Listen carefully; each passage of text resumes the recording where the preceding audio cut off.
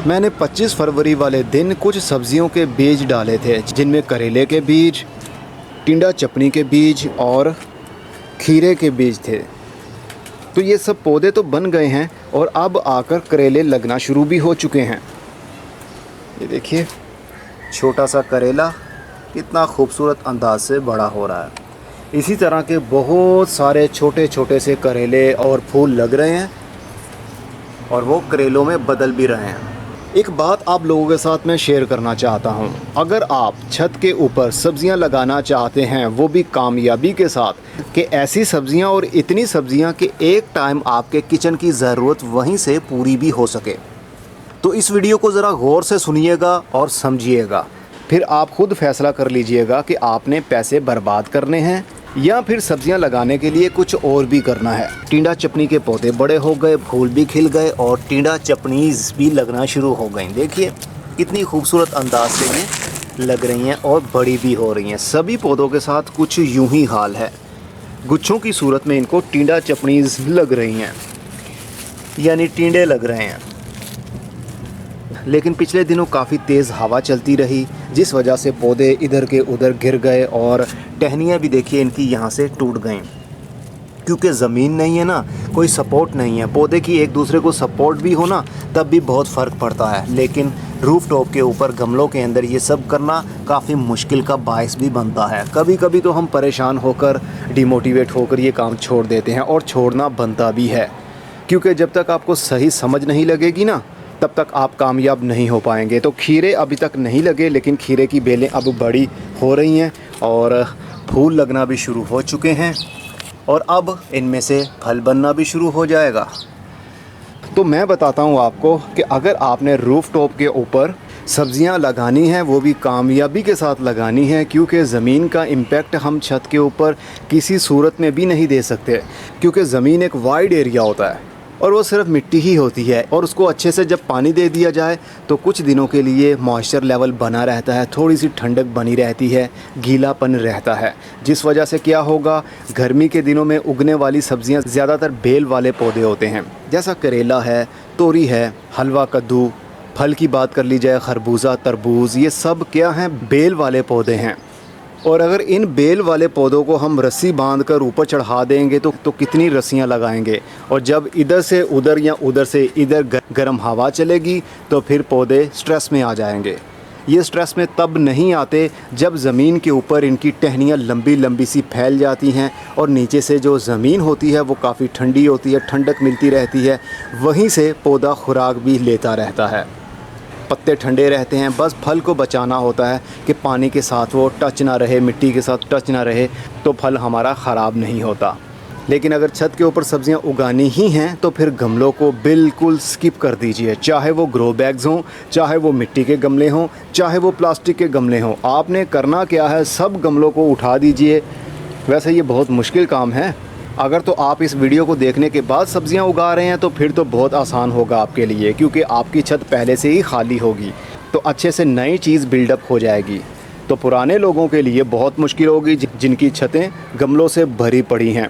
तो क्यारी बनानी पड़ेगी आपको, जिस तरह के मैंने अपने दूसरे टेरेस पर ये लंबी सी एक क्यारी बनाई। इसके अंदर ज़मीन का इम्पैक्ट काफ़ी हद तक कायम रहता है, क्योंकि इसकी चौड़ाई 2 फुट है और इसकी गहराई तकरीबन 8 से 10 इंच है। तो इसके अंदर मैंने जितने भी पौधे लगाए हैं, बहुत अच्छा रिज़ल्ट मैंने हासिल किया।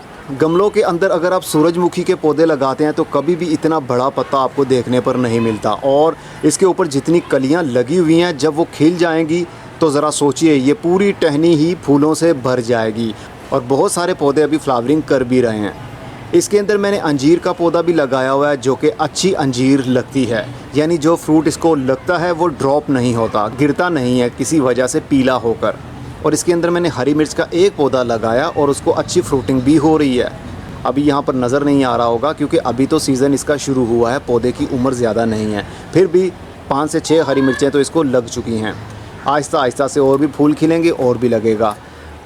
बताने का मकसद ये है कि यहाँ पर इम्पैक्ट ज़मीन वाला बरकरार रहता है, कूलनेस बनी रहती है।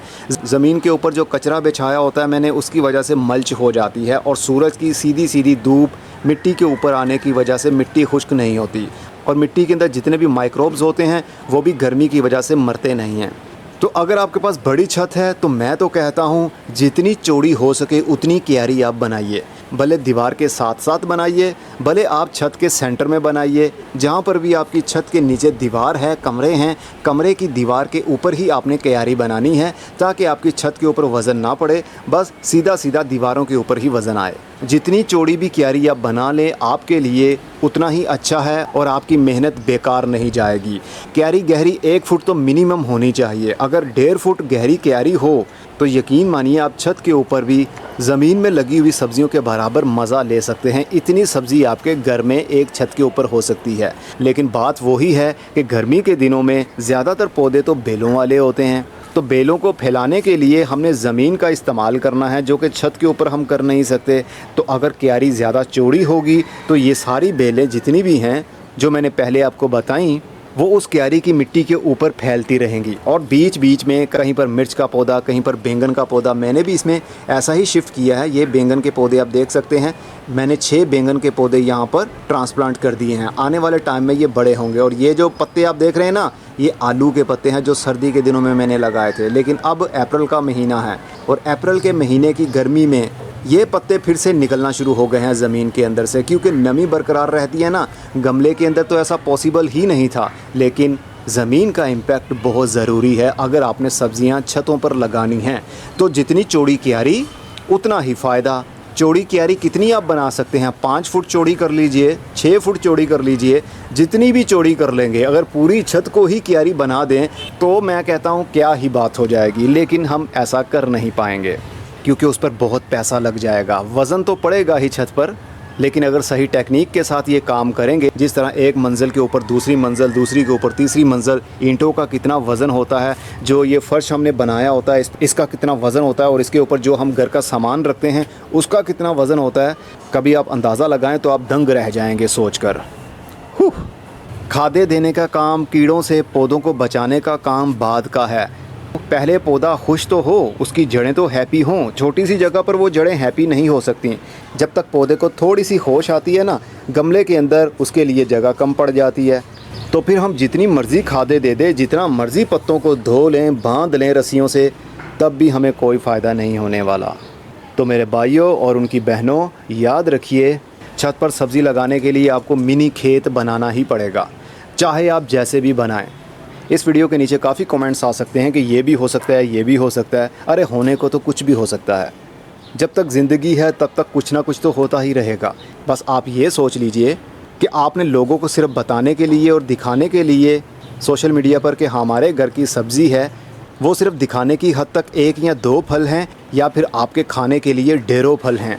ढेरों फल आप लेना चाहते हैं तो फिर ज़मीन का इम्पैक्ट देना पड़ेगा, मिनी खेत बनाना पड़ेगा। अगर सोशल मीडिया के ऊपर आप सिर्फ ये दिखाना चाहते हैं कि आपने घरों में सब्जियां लगाई हुई हैं, चाहे एक बड़ी सी बेल को एक ही फल लगा हो, कम से कम दिखा और बता तो सकते हैं कि हमारे पास हमारे घर में सब्जियां हैं। लेकिन वो कितनी सब्जियां हैं, खाने के काबिल हैं भी या नहीं, ये तो आप खुद सोच सकते हैं, समझदार हैं। डिब्बों में गार्डनिंग करें, गमलों में करें, ग्रो बैग्स में करें, कुछ भी करें, लेकिन वो रिज़ल्ट आपको हरगिज़ नहीं मिल पाएगा जो आपको लंबी सी चौड़ी सी क्यारी के अंदर मिल सकता है। हाउस प्लांट्स आप लगाएं, दिल खोल कर लगाएं, फूलों वाले पौधे लगाएं, पत्तों वाले पौधे लगाएं, सब गमलों में हो जाता है। लेकिन सब्ज़ी की बात आए तो सब्ज़ी ज़मीन में ही जचती है। अब मैं चलता हूँ, फैसला आपका। खुदा हाफिज़।